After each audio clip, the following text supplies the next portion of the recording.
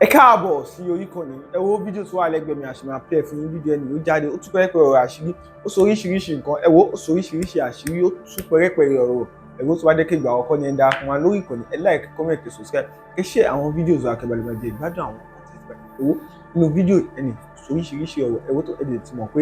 tí àwa kò bá rí àwa kì í sọ ìta bá wá síbí láti wá sọ á jẹ́ pé a ti ṣe ìwádìí tó dáa lórí ẹ̀ ká tó mú wá síbí láti wá sọ ẹ wo wọ́n á fi ọ̀pá pọ̀lọ̀pọ̀lọ̀ wọ́n á fi pa ejò wọ́n á fà wọ́pọ̀ ṣòro lẹ́ka wo fídíò yìí. Ọmọ aráyé máa bú wa lé lórí, ọ̀rọ̀ mi máa pín gan-an, ìtọ́ ẹ̀ mo fẹ́ kẹ́ bá mi ṣíà ẹ̀. Ṣe rí alákọ̀ọ́kọ́ níbi tí ọ̀rọ̀ mi ń lọ, mo kọ́kọ́ fẹ́ sáré dá sí ọ̀rọ̀ Barishoki. Mo mọ̀ọ́mọ̀ má forúkọ yẹn síbẹ̀, mo kọ́kọ́ fẹ́ sáré dá sọ̀rọ̀ yẹn tó ti yé yín. Ẹ rí pé ẹni nǹkan tí mo ṣíà lórí Barimade lánàá, lady yẹn sọ̀rọ̀, ó sọ̀rọ̀ dáadáa. Barishoki sọ̀rọ̀ níwọ̀nba tọ́pọlọ tiẹ̀ náà gbé gẹ́gẹ́ bí àgbàlagbà. Ṣe rí èmi gẹ́gẹ́ bí ẹnìkan, èmi ò ní blame kankan tí mo lè blame anybody, but ṣe rí ọ̀rọ̀ ilé ó yàtọ̀ sọ̀rọ̀ ọ̀tá. Àmọ́ ìdí tí Barimade tó fi dá ọmọ bàbá ẹ̀ lóhùn ó ní pé ọmọ bàbá ẹ̀ gbọ́rọ̀ síta to God who made me, mo láago Barishoki lọ́wọ́ o. Bọ̀ṣẹ́ ní ìkọ̀kọ̀ wà tó yẹ pé tó bá pèèyàn sí kọ̀rọ̀ nígbà míì tó bá sọ̀rọ̀, the deal have been done, wọ́n ti ṣe náà. Mo fi Ọlọ́run búra, I wasn't even happy pẹ̀lú voice tí mo gbọ́ pẹ̀lú nǹkan tí Barishoki sọ yẹn.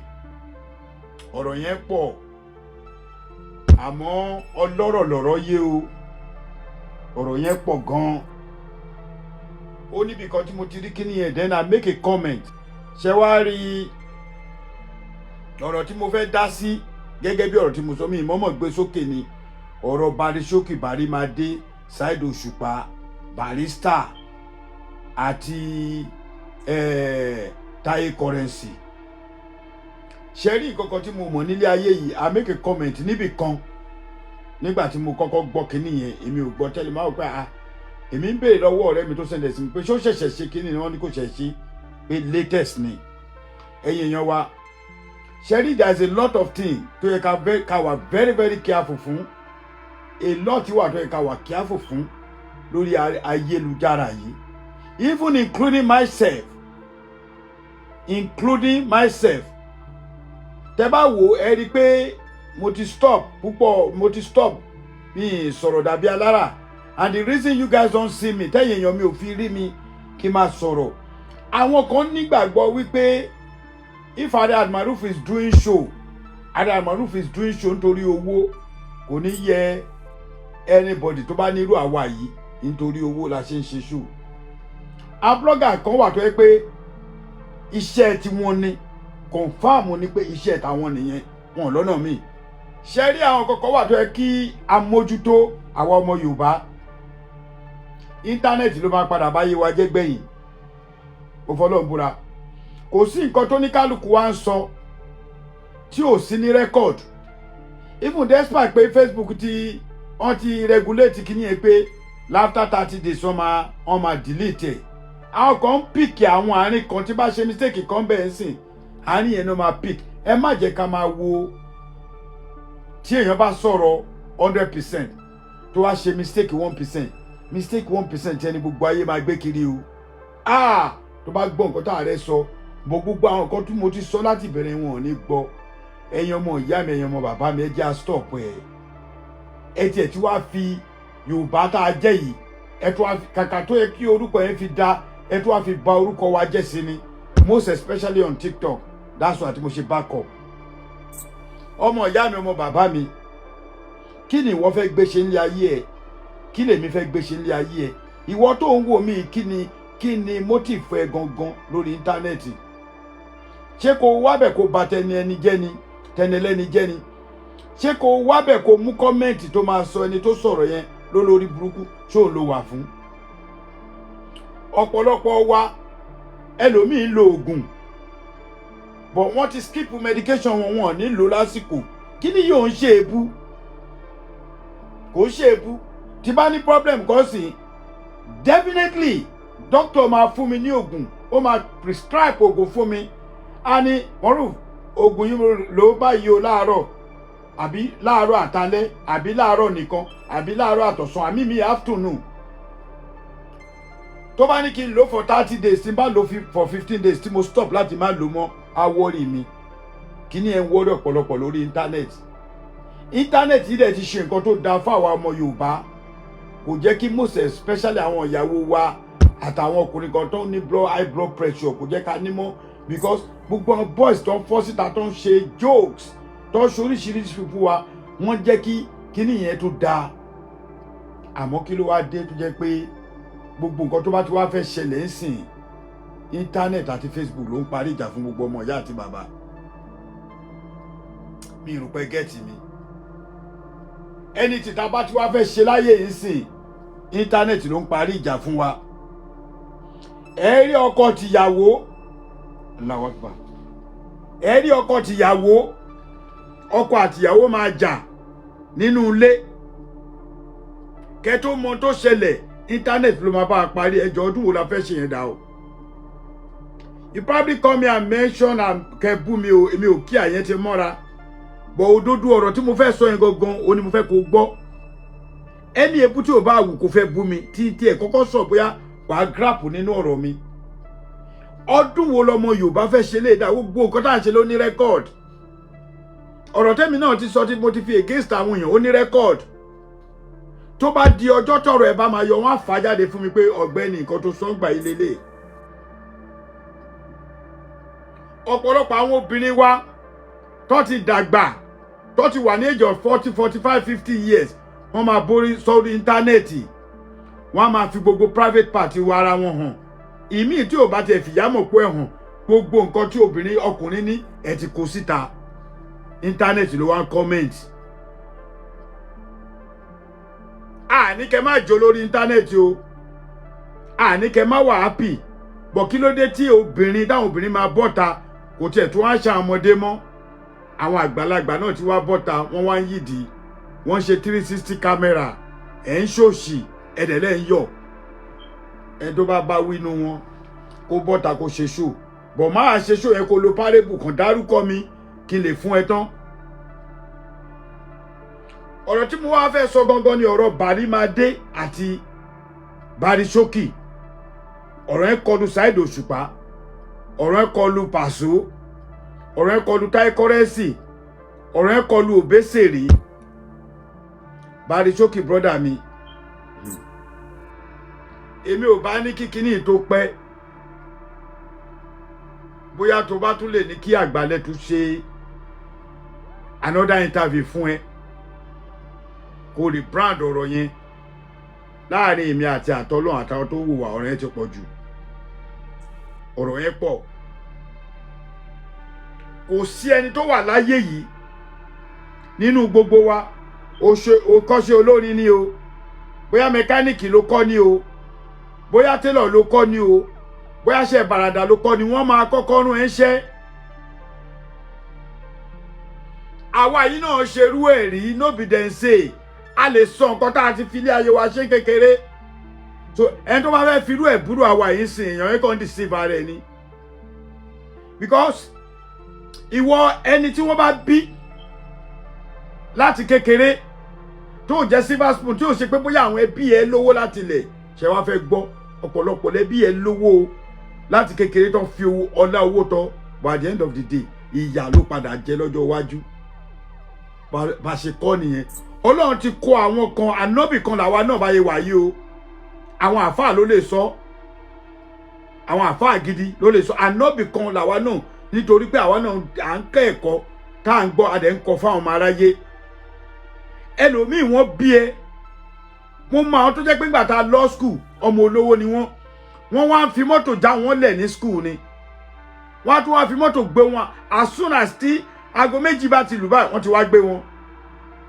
àárọ̀ báyìí wọ́n máa gbé wọn wá kódà wọ́n tún ní driver tó tún máa gbé lunch wọn wá lunch tó máa jẹ àgbéwá bá wọn school ṣe é fẹ́ gbọ́ wọn ṣe ẹnì kankan mọ́ sìn ní ìfiyọ̀ wọn kódà wọ́n tún ń wu àwa tá a jọ máa tàpátá dìde yìí àwọn ọmọ aláìní nǹkan nígbà yẹn wọ́n ń wò wá ní ẹjọ́ ẹ bá mi ṣí àkíní àwa tá à ń lẹ bàtà slippers wa wọ́n wò wá lẹ́ni ni àwa tó jẹ́ pé a mú kí náà pé a mú ṣòkòtò tá a máa wọ̀ lọ school a máa lẹ́ lẹ́yìn lọ́nà mẹ́ta àwọn olówó tó ń fi mọ́tò gbé lọ́dún náà lọ́hùn mo fi Ọlọ́run búra wọ́n wò wá sí ni ó ti yé yín so tá bá wá wo gbogbo nǹkan báyìí gbogbo ẹ̀ ló yẹ ká fi ní sùúrù ọ̀pọ̀lọpọ̀ ọ̀rọ̀ ni Barichoki sọ tó ta sóṣùpá bọ́ a lè blame Barichoki a lè blame Òṣùpá torí Òṣùpá gan wọn lẹ plaster mọ́ lẹ́nu tó bá máa fún lóhùn á fún lóhùn but ibi táwọn ti lè blame ẹ ni pé ó ní irú the kind of in short àgbàlẹ̀tù gan gbọ́dọ̀ be careful pẹ̀lú àwọn question tó máa ń béèrè ẹ̀yin yẹn bá mi ṣí àkíní torí mo fẹ́ kó dọ́dọ̀ wọn àwọn question kan wà tó lè dalí ayé rú ẹ má máa béèrè ẹ̀ lọ́wọ́ èèyàn tẹ́ bá ṣe ń tábì fúrú mi yìí sìn tí ó bá bí mi question tó mọ̀ pé ó lè gbé mi bá gbogbo òlú tí ìlú máa fi ètì mi àkọ́kọ́ rò ẹ wé ìbùbẹ̀ yẹn ẹ fún mi question mi kò sí nǹkan wọn múyàn sí náà irú ìlú tá a wà yín sìn kódà tó bá ṣe nǹkan tí ọlọ́pàá bá mú ẹ tó bá bí ẹ question tó bá ní I don't want to answer wàlẹ́ ọlọ́pàá yẹn máa lọ ni mi ò fẹ́ dáhùn but the worst scenario anika pàdé in court wàá ti bàjẹ́ bọ́mọ wa àti boyfriend ń jà orí íńtánẹ́ẹ̀tì náà ti bọ́ á parí ẹ̀ lórí TikTok ọkọ àti ìyàwó tó bá fira wọn lẹ̀ orí TikTok náà ti bọ́ á parí ẹ̀ ẹ̀gbọ́n àtàbúrò tó bá jà lásán tó gbọ́kọ ara wọn orí TikTok ẹjọ́ torí Ọlọ́run ṣé wọn ní fámìlì nílé mọ́ ni kò yé mi ni mo ṣe ń béèrè o ṣé àwọn èèyàn ò ní fámìlì wọn ò sí mọ́ ẹ jẹ́ ń yọ̀gù mi kó má mọ̀ kígò yẹn má máa dì sí kó má rò pé mo tẹ̀ ti gbàgbé torí bí ṣe wọnú ilé ni mo jókòó ṣé àwọn èèyàn ò ní fámìlì wọn ò ní fámìlì mọ́ tó lè bá wọn mójútó àwọn nǹkan tó ń kọ̀ sí wàhálà ní ìdílé ó ṣe wá jẹ́ pé ọ̀rọ̀ ẹbí àtẹbí tá a bá ti rí lórí íńtánẹ́ẹ̀tì àti ìgbádùn ọkọ tìyàwó tó ti bímọ mẹ́ta fúnra wọn tẹ bá máa mẹ́jọ lọ ẹgbẹ́ lọ sórí TikTok àwọn tí ò tú ọmọ yín wọn máa bí yín ní question wèrè most especially ẹ̀yin obìnrin ẹ̀yin ìyàwó ẹ jẹ́ kó rí yín pé ẹ lo 36 yín kẹ́ tó máa gbé ọ̀rọ̀ wá ọ̀rọ̀ tẹ́ gbé wá sórí íńtánẹ́ẹ̀tì at the end of the day ó lè parí íńtánẹ́ẹ̀tì ò ní bá yín parí ẹ o ẹ wo ìgbà tí Mohbad ti kú bó ṣe ń lọ báyìí bẹ́ẹ̀ náà padà wá bó ṣe ń lọ báyìí bẹ́ẹ̀ náà padà wá bọ́ ọdún wo ìgbà wo làwọn agogo fẹ́ ṣe irú nǹkan bẹ́ẹ̀ yẹn dà àwa lè ti torí pé àjọ ọmọ Yorùbá kó wá jẹ́ pé Yorùbá ara wa àwa náà là ń ba yé ara wa jẹ́ lórí íńtánẹ́ẹ̀tì ó ti wá mọ́ kò mú ẹnì kankan mọ́ sìn ó ti wá lẹ̀pọ̀ mọ́ gbogbo wa pátá la wá ń ṣe kò síbi tẹ́ máa dé sìn ẹ máa rí gbogbo ọmọ Yorùbá ń bẹ̀ ẹnì kan náà báyìí àwa yìí náà ni ní mo gbọ́ nǹkan tí àwọn tí ò sí nílé ọkọ ló ń bá wa bà wọ́n ló ń bá wọn parí ìjà àwọn tó wà nílé ọkọ ìkíní yẹn gangan ni point tí tó ní mí lára ẹni tí ò sí nílé ọkọ ó ń bẹ̀yìn tẹ̀yìn wà nílé ọkọ parí ìjà ẹ̀rí obìnrin mi at 53 á gbé kéèsì lọ sọ́dọ̀ ọmọ 30 years old ọmọ 30 years old á máa bí ní àwọn dumb question wọn máa fi ṣe máa pé you dumb question àwọn question tó gbọ́dọ̀ máa gbọ́ lọ́wọ́ tí ọmọ tó bí ẹnu á máa bí ẹ question lórí internet èyí náà dé máa dáhùn tí kò bá ti ṣẹlẹ̀ tà ṣẹlẹ̀ para báyìí I have evidence lẹ́ máa pa kẹ́tọ́ mọ tó ṣẹlẹ̀ wọ́n ní àlẹ́jì kinní kan àlẹ́jì ní o àlẹ́jì ní kí ló dé tẹ́ ẹ̀gbọ́n tẹ̀ jẹ́ kó rí yín pé èmi ò lè báyọ̀ jà sí kẹ́ expect mi àbí kẹ́mi àti ìyàwó mi ní problem Ọlọ́run ní jẹ́ kí wá gbé wá sórí íńtánẹ́ẹ̀tì nítorí pé kẹ́ lè parí ìjà fún wa ẹ jọ sense wo nìyẹn make.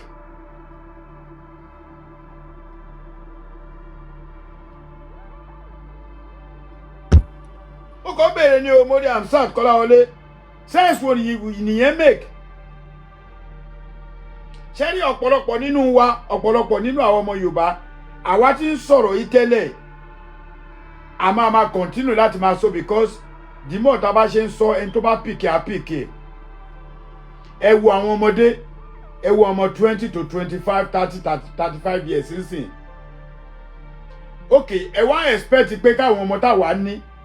tẹ bá rà àwọn ọmọ òsì tí wọn tètè lọ́kọ gbogbo ìgbà táwa kéré táwa wà ní 20 30 sáré fáwọn ìyá wọn tẹ bá wọ ọmọ òsì wọn máa ní àwọn òfò ọkùnrin kankan tó máa dà wọn lẹ́mìí gbóná àwọn ọmọ yẹn gangan ò fẹ́ lọ́kọ àwọn ọkùnrin gangan ò fẹ́ níyàwó because most obìnrin tó wà ń gbòòrò sí wọn ò déètì ẹnìkan wàláì wọn ò déètì ọkùnrin kan wọn déètì oríṣiríṣi series of men on date ìkọ́dẹ̀ máa kú ó máa náwó fún wọn báyìí wọ́n á dẹ̀ mú owó títí ẹ tó ná fún wọn wọ́n á dẹ̀ máa lọ kó fún ọkùnrin míì nítorí pé kò love ẹ. Why are you taking money from the guy in the first place? ẹni tó ń gbowó lọ́wọ́ ẹ̀yẹn ó máa bá sun o boyfriend bíi méjì tó ní sùn including yẹn tó fi pé mẹ́ta àwọn mẹ́tẹ̀ẹ̀ta náà máa gorí ẹ o wọ́n máa sanwó sí ẹ lábẹ́ irú ìgbé ayé wo nìyẹn kò tún wá ṣẹlẹ̀ lórí ọmọ kéékèèké mọ́ o àwọn àgbàlagbà náà ti ń ṣe ẹ̀rọ àtọ́ wà ní age of 40 wọn ò lè nà ká fáàrí wọn sókè wípé manfred kan làwọn ní àfi kó wọlé báyìí láti ọ̀dọ̀ ilé kó wọlé sọ́dọ̀ ilé kó wọlé sọ́dọ̀ ilé ìtòrí ẹ̀ lẹ́ máa rí oríṣiríṣi prank lẹ́ máa rí oríṣiríṣi prank míì tá a máa rò pé bóyá irọ́ ni òótọ́ dẹ̀ ni ìmí a máa rò pé òótọ́ ni irọ́ ni pọ̀ pẹ̀lú ẹnu àwọn èèyàn wọ ò fi ọpọlọ sí kinní yẹn. Let me go back to ibi tí mò ń lọ gangan. Advice mi fún Barishoki tá bá máa sọ̀rọ̀ tẹ́nu ò bá ní fàya èyàn ò gbọ́dọ̀ gbèjẹ́ nìkankan nú ọ̀rọ̀ wọn nítorí pé Barishoki ló mọ nǹkan tó rí tó ti bá ní kí n sọ̀rọ̀ bíi bákan àwọn èèyàn ni mo ti tún gbìjà alágbájá bọ̀ kí n tó blame Barishoki ìwọ̀nba lèèyàn máa ń sọ̀rọ̀ lórí nẹ́ẹ̀tì o brother mi with due respect mo lè ju ẹ lọ o lóòótọ́ but èèyàn gbọ́dọ̀ respect ẹ because baálé ilé ni ẹ. Barimade with due respect o mo lè ju ẹ lọ lóòótọ́ o but èèyàn gbọ́dọ̀ respect ẹ nítorí ìyáálé ilé ni ẹ. ẹ jọ ẹ wo ti bàbá wa Síkírù ẹ̀yin nìkan kọ́ ni Barrister bí o gbogbo àwa àyè ọmọ la jẹ́ sí Barrister nǹkan kò ń yí ọ̀pọ̀lọpọ̀ nù wa kò dìgbà tó bá yẹ pé ẹni tó fokó díẹ̀ bíyàn náà ń pè ń bàbá Ọlọ́run ẹ wo sáàpù tíyàwó mi bá lọ ọmọ bì kan tẹ́lẹ̀ bóyá ọkùnrin yẹn ṣe wèrè kan àbí nǹkan tó ṣẹlẹ̀ ń sì tó yẹ pé àwọn ọkùnrin mi á kàn dánpọ̀ ọmọ sọ́dọ̀ obìnrin mi wá sóbìnrin ẹ̀ di single mother tóbìnrin yẹn bá lọ́kọ míì tọkọ yẹn wá ń take care ọmọ yẹn ó ti ní process ó ti wà process sí ọmọ yẹn pé gbogbo nǹkan kan tí ó bá máa ṣe lórí ọmọ yẹn ló ń ṣe a ṣe anything fún ọmọ yẹn torí pé ó fẹ́ màmẹ́ primary irú àwa yìí sìn a lè fọwọ́ ẹ̀ gbá yà bẹ́ẹ̀ ni ọ̀pọ̀lọpọ̀ obìnrin ló wà ní ọkọ tó yẹ pé ọmọ ẹ̀ ẹni ẹlẹ́ni ló máa tọ́jú ẹ̀ dàgbà ẹni ẹlẹ́ni ló tọ́jú àwa dàgbà ẹni tó tọ́jú mi ò ṣe bàbá tó bí mi lọ́mọ tá a bá débi ọ̀rọ̀ ẹ jẹ́ ká sọ mo ti sọ so many times bàbá yẹn bàbá ni tó bá tún ní kọ́ lọ mú bàbá wá bàbá tún ni tó bá tún ní ẹ lọ pé bàbá wà Alhaji Salau Lákínyẹmí bàbá ni ọ̀pọ̀lọpọ̀ dèní ní àdúgbò tí mo ti dàgbà wọn mọ̀ pé bàbá yẹn kọ́ ló bí mi bàbá tèmi ti kú tipẹ́tipẹ́ mo ṣe máa ń sọ pé ìwọ tó o bá ní bàbá tọ́jú bàbá ẹ ìwọ tó o bá lòbí láyé ìsáídà ìyá àbí bàbá tọ́jú ẹ ṣe báwa ti dàgbà sìn táwọn náà bá ka mí ní méjì sìn a máa pé 60 years lọ́jọ́ orí tá a fi kún tá a lè yọ kúrò àwọn àbúrò Tani gan ti wà ní 54 55 ẹjọ́ tó rọ lọ́hùn ibo la wá lọ ní ayé bàbá tó tọ́ èmi kọ́ ló bí mi ọmọ ọdún kan ni màmí ti gbé mi wá fẹ́ bàbá tó tọ́ mi ibẹ̀ ni mo ti dàgbà ibẹ̀ ni mo ti lọ léèwé ibẹ̀ ni mo ti sọmọdé ibẹ̀ ni mo kódà tó bá ń bi àwọn èèyàn ládùúgbò sí pé ta ni bàbá mi wọ́n máa rò pé bàbá yẹn ló bí mi ni. I will tell you a little bit story when I was 9 years old 9 or 11 years old. Ẹ má bínú pé ẹ rí mi látijọ́ yìí bọ̀ ṣe dé èní tẹ́ rí mi náà